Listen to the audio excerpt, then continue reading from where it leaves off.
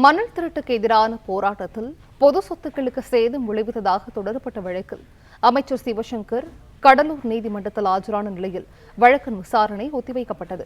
கூடுதல் விவரங்களை செய்தியாளர் லிசிராஜா வழங்க கேட்கலாம். லிசிராஜா, இது குறித்த விவரங்கள். கடலூர் மாவட்டம் நெய்வாசல் கிராம கல்லாற்றில் கடந்த 2015ஆம் ஆண்டு அதிமுக ஆட்சியில் அரசு மணல் குவாரி செயல்பட்டு வந்தது.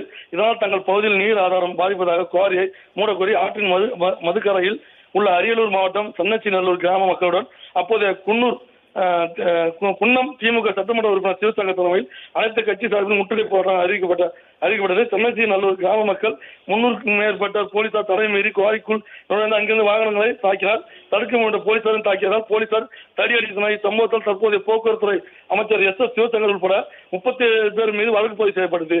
அதில் 4 பேர் உயிரிழந்த நிலையில் ஒருவர் வேறு வழக்கில் சிறையில் உள்ளார். மீதம் உள்ள அமைச்சர் சிவசங்கர் உள்ளிட்ட 20 பேர் முதன்மை நீதிமன்ற நடுவர் ஜவஹர் முன்னிலையில் ஆஜரானார். இதனைத் தொடர்ந்து இவ்வழக்கின் விசாரணை வருகின்ற ஜூன் மாதம் 6ஆம் தேதி ஒத்திவைத்தனர். இதனை அடுத்து நீதிமன்றத்தில் இருந்து போக்குவரத்து அமைச்சர் சிவசங்கர் புறப்பட்டு சென்றார்.